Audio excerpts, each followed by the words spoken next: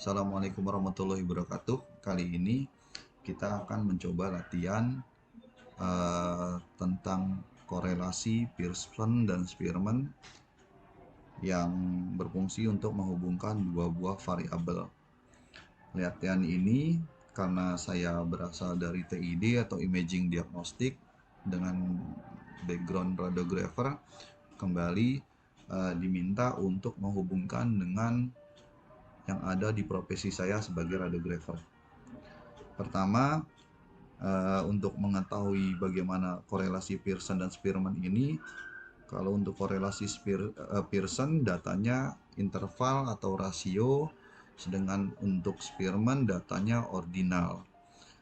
Penggunaan korelasi Spearman ini digunakan juga ketika data diuji Pearson tidak normal, atau datanya jika uji Pearson datanya tidak normal.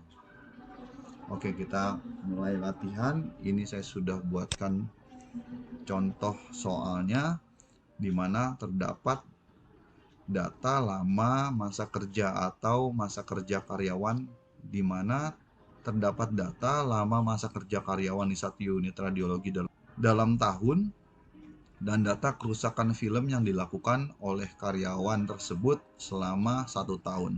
Jadi kita mau membandingkan antara lama masa kerja, adakah hubungannya dengan reject analisa atau analisa kerusakan film yang dilakukan oleh radiografer tersebut selama 1 tahun.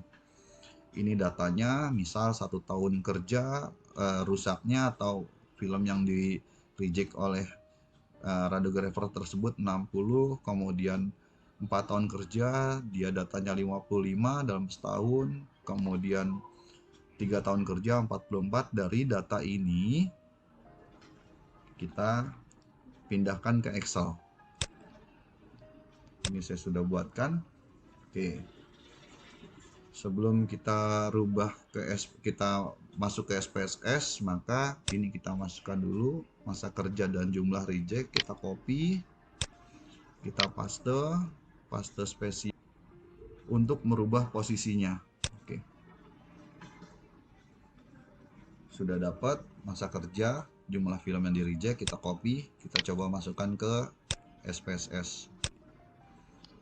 Di variable view, data yang tadi kita masukkan di label karena masih ada spasi. Kalau ada spasi kita masukkan ke nama, nggak akan masuk.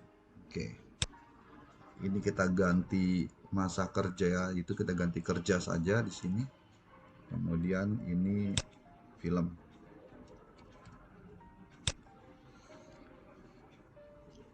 Kita ambil data Excelnya lagi, kita copy. Oke, kemudian kita masuk ke data view, kerja dan film.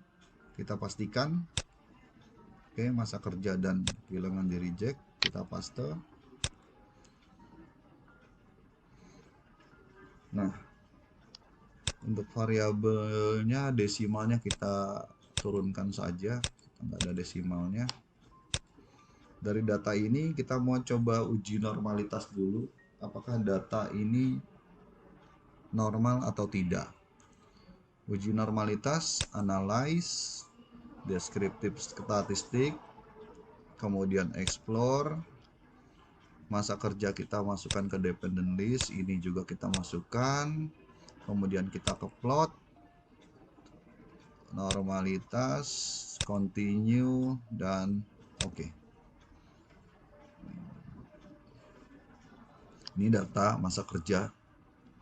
Ternyata ada 23 data, semuanya masuk 100%. Ini deskriptifnya, tapi ini kita tidak butuhkan dulu. Yang kita butuhkan adalah normalitas data. Karena datanya jumlahnya 23, maka yang kita gunakan adalah uji normalitas yang ada di Shapiro Wills. Ini kita copy. Sudah saya siapkan juga untuk mempercepat di Word-nya. Oke, ini kita paste.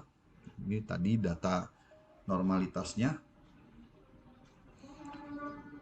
Untuk Untuk dasar pengambilan keputusan uji normalitas, seperti yang kita ketahui, jika signifikan lebih besar dari 0,05, maka data terdistribusi secara normal.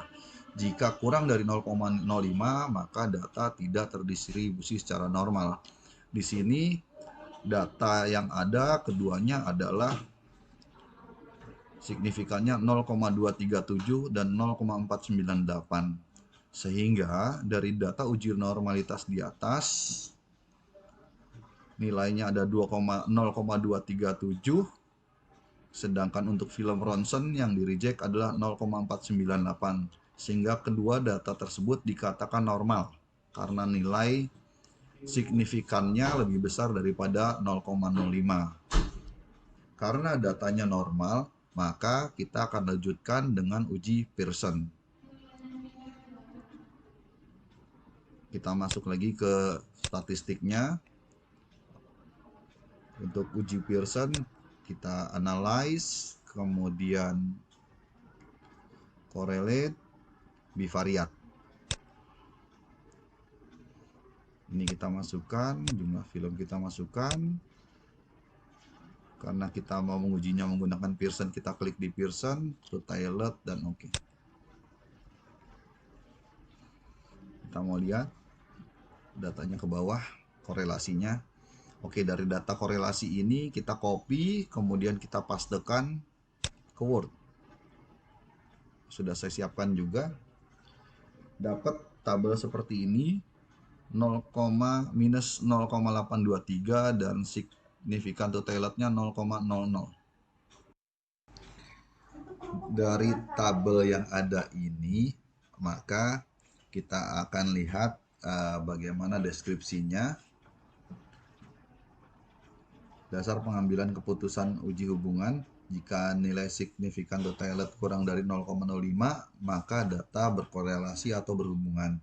Jika nilai signifikan to tailorednya lebih besar daripada 0,5, maka data tidak berkorelasi atau berhubungan. Di sini kita bisa lihat bahwa dari data ini, signifikan to tailored adalah 0,00. Maknanya, dari data ini didapat nilai R atau nilai hubungan signifikan to tailorednya adalah 0,00. Sehingga didapat kesimpulan ada hubungan atau korelasi antar lama masa tahun kerja dengan jumlah kerusakan film yang dilakukan oleh radiografer. Kemudian bagaimana nih kita mau lihat derajat hubungannya? Kita lihat nilainya nih, antara masa kerja dengan jumlah film ronsen nilainya minus 0,823.